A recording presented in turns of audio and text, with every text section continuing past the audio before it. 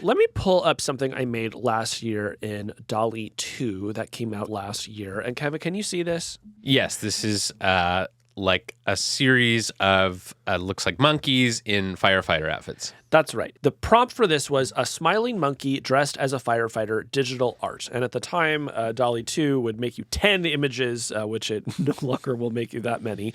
But, I think that these monkeys look pretty good.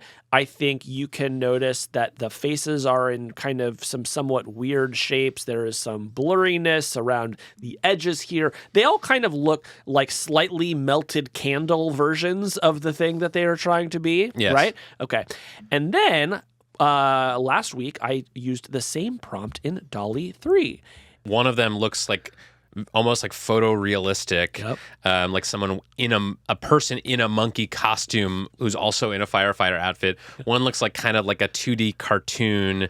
And yeah, they're just sort of very different visual styles. So what is happening under the hood here? So under the hood, Dall-E is rewriting the prompt. So the prompt for this one is photo of a cheerful monkey in firefighter gear, wearing protective boots and holding a firefighter's axe. It's standing next to a fire truck with, and then sort of goes on to describe other things. So you put in just like monkey firefighter. I used the same prompt that I used for Dall-E 2.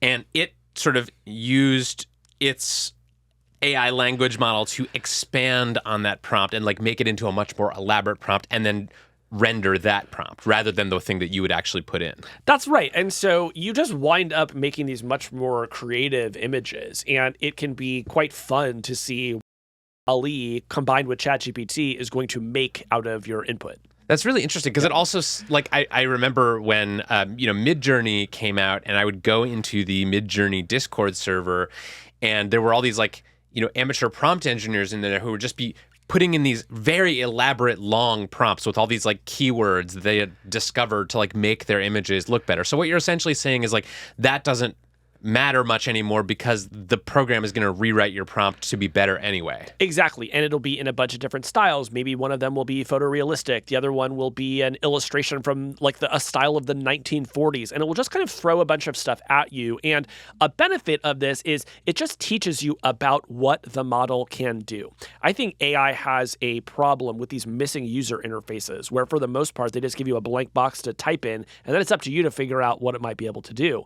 This is one of the first sort of product design decisions that says, oh, we're actually just going to make a bunch of suggestions on your behalf, and that over time will teach you what we can do.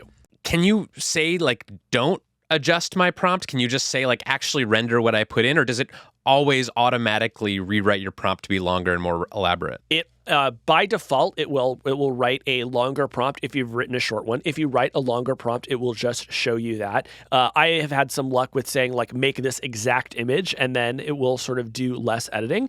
And so, if that's the experience you want, you can have it. I've just been sort of continually delighted by the rewriting it does. In fact, can I just show you some of these images? One of the first images I made last year was like a bulldog mad scientist, and it gave me some like pretty good bulldog mad scientists, but had all the same problems kind of that the monkeys did. And then I used Dall-E 3 to make a bulldog mad scientist. And I thought the results were just like kind of mind-blowingly good. That's pretty good. Aren't these like they're incredibly rich with detail. They're very colorful. Like I could see this on the cover of Bulldog Mad Scientist magazine, and you might not even know that it was AI generated. And the prompt you used was literally just Bulldog Mad Scientist? It was not very much longer than that, but then ChatGPT rewrote it to, talk about the colors and the lighting and the style and all of that. And, I will say that, like, this kind of thing might not have a lot of immediate practical applications. This is one of the reasons why we have not been talking about these image generators as much is, unless you're in some sort of field where you have to constantly generate images, or you just like being creative, or maybe this is a fun thing that you do with your kids, you're probably not going to have a lot of reason to use Dall-E 3. But I think that has blinded us to something, which is that it's very hard to understand the improvement in language models because it's basically just a feeling, right? Why is ChatGPT 3.5 not as good as GPT-4? Well, I don't know. Just use GPT-4 for a little while and you'll know what I mean. Totally. When you use Dall-E 3 and you compare it to Dall-E 2, you can see the progress that we have made in about 18 months. And it is extraordinary. So my case for use one of these text-to-image generators that has one of the latest models is this will help you begin to understand how fast AI is evolving. That's interesting.